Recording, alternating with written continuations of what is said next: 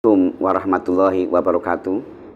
Perkenalkan, nama saya Muhammad Nasir, salah satu dari calon guru penggerak Angkatan 6 tahun 2022. Pada kesempatan ini izinkanlah kami untuk memaparkan konsep strategi pembelajaran di kelas kami SD Muhammadiyah 15 Surabaya, Sekolah Inspiratif.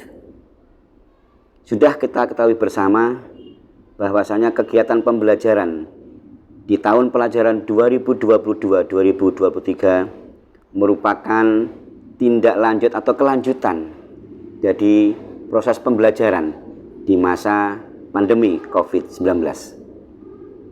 2 tahun lebih sudah kita melaksanakan proses pembelajaran secara daring atau secara online. Tentu ini memberikan dampak-dampak bagi seluruh elemen-elemen yang terkait.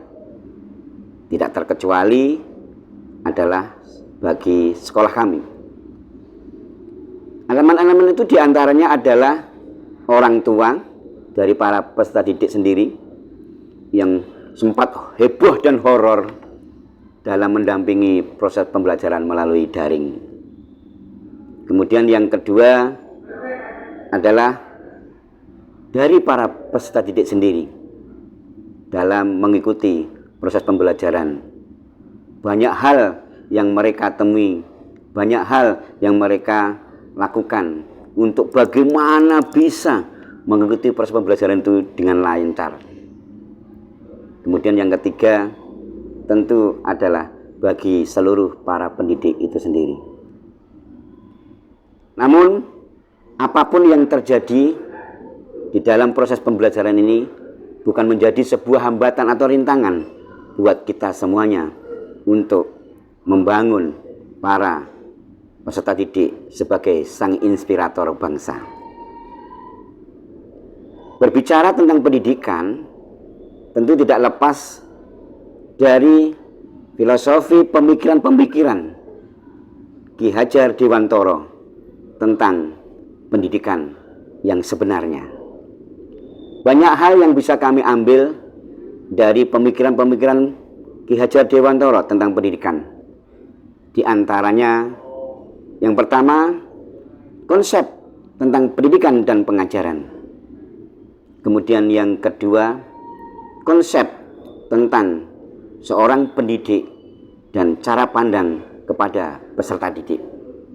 Yang ketiga, konsep bagaimana melaksanakan proses pembelajaran yang berpusat kepada seluruh peserta didik.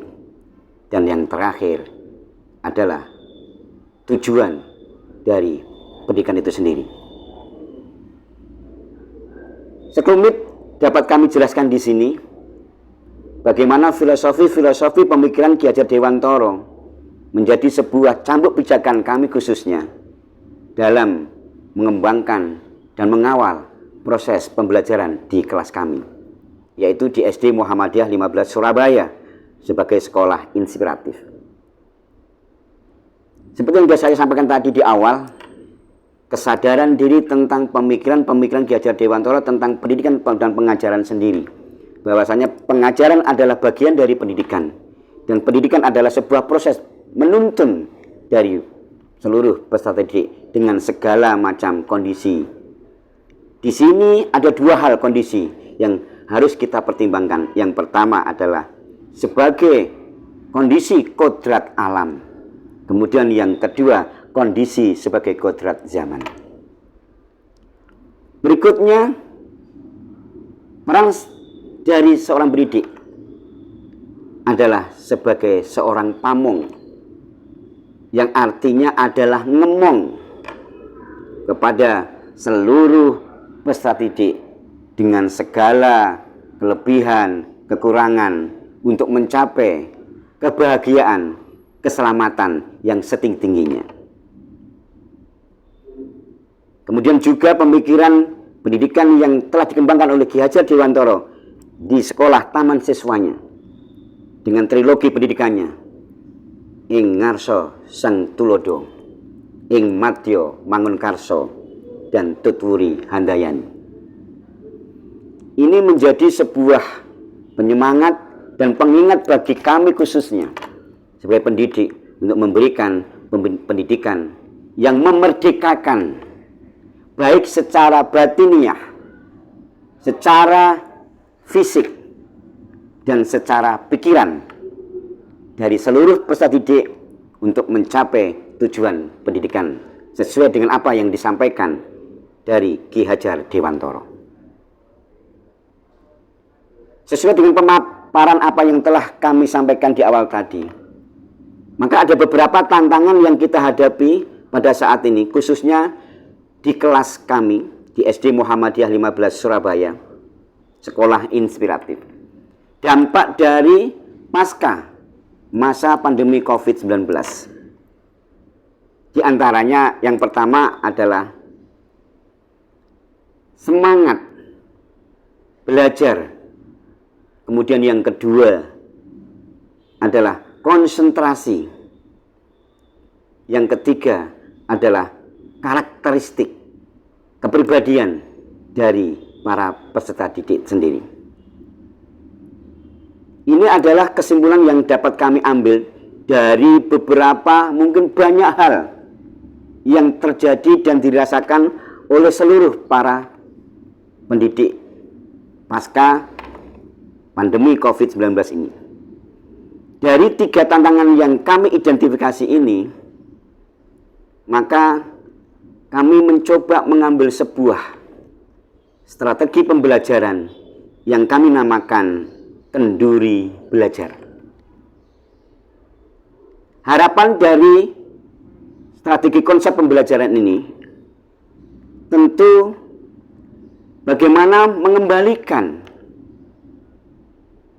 konsentrasi belajar anak, semangat belajar anak, karakteristik anak. Ini tujuan strategi yang akan kami lakukan atau yang saya atau kami kembangkan untuk konsep pembelajaran di kelas kami. Adapun indikator keberhasilan dari konsep ini adalah anak atau siswa atau para peserta didik kembali lagi semangat belajarnya, kembali lagi terbangun konsentrasinya, dan kembali lagi karakter-karakter yang telah dibentuk selama ini khususnya di sekolah kami yang menjadi sebuah pembiasaan yang sudah dilakukan sebagai program sekolah. Di sekolah kami mengembangkan namanya kelas bakat. Nah, setelah pasca pandemi COVID-19, semuanya itu terasa ada beberapa perubahan, degradasi, seperti apa yang tadi beberapa yang saya sampaikan sebagai tantangan. Untuk itu, konsep yang akan kita kembangkan atau yang kita lakukan adalah kenduri belajar. Bagaimana langkah-langkah yang akan kami lakukan atau yang kami ambil? Yang pertama, mengidentifikasi situasi dan kondisi kelas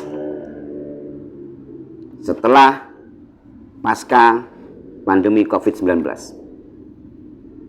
Kemudian yang kedua, mengidentifikasi karakter-karakter, tingkah laku, perilaku dari para peserta didik kami. Setelah 2 hal ini kami lakukan, maka langkah ketiga, kami membangun komunikasi, konsolidasi, kolaborasi dengan teman sejawat, khususnya adalah teman-teman atau rekan-rekan guru yang menjadi wali kelas dari para peserta didik di kelas kami. Dari langkah ketiga ini kami lanjutkan, kita mengkomunikasikan, mengkolaborasikan dengan orang tua dari para peserta didik, dalam tanda kutip mereka yang secara penilaian itu ada sesuatu yang memang ada yang berlebihan. Inilah langkah-langkah yang kita lakukan untuk menjadi pijakan penerapan strategi konsep pembelajaran kenduri belajar. Kemudian juga kita bangun beberapa tema, beberapa mindset, beberapa ikon-ikon yang sering kita sampaikan kepada seluruh peserta didik. Di antaranya, kita adalah saudara, kita adalah keluarga, kita adalah teman. Maka kita harus saling membantu, saling menjaga, dan saling menghormati.